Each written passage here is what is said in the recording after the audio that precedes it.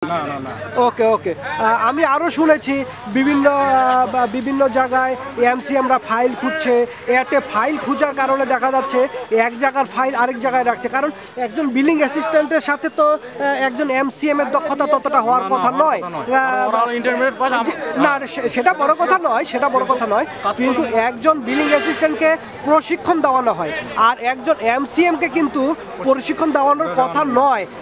এই ক্ষেত্রে আপনাকে আমি একটু কথা বলবো, সেটি হচ্ছে আপনি বলছেন যে পিসিএমদেরকে দিয়ে অনেক সময় কম্পিউটার মেরামত করানো হয়, কম্পিউটারের সুইচ দেওয়ানো হয়, প্রিন্টারের সুইচ দেওয়ানো হয়। আচ্ছা, আপনার কি কম্পিউটার বা প্রিন্টারের উপরে পিবিএস বলেন আরইবি বলেন কখনো কোনো আপনার হোক বা আপনার সহকর্মীদেরকে হোক, তারা কি কখনো কোনো ট্রেনিং করিয়েছে, আপনি পেয়েছেন? না, আমরা কখনো আমাদের কাউকে কখনো কোনো ট্রেনিং করানো হয়নি বা আমাদের কখনো বলাও হয় নাই।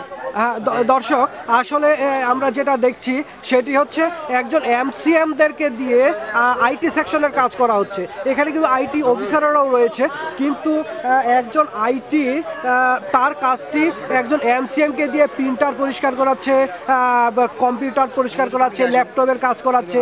এই ক্ষেত্রে কি হচ্ছে, একটি ল্যাপটপ নষ্ট হয়ে যাচ্ছে, দোষ কিন্তু পড়ছে পিসিএম এর উপর, এমসিএম এর উপর। আবার যখন সে ভালো কাজ করছে, অফিস কিন্তু তাকে একটু সুন্দর বাহবা দিচ্ছে, বাহবা দিয়ে তাকে তেল মেরে, অর্থাৎ এটাকে আমি বলবো তেল মারা, একটি তেল মেরে তাকে দিয়ে কিন্তু অফিস কাজ করিয়ে নিচ্ছে।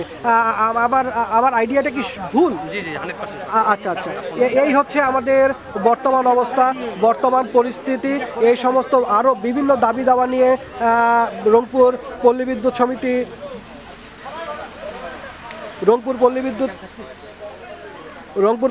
সমিতি 2-এর বিভিন্ন স্তরের শ্রমিক, কর্মচারী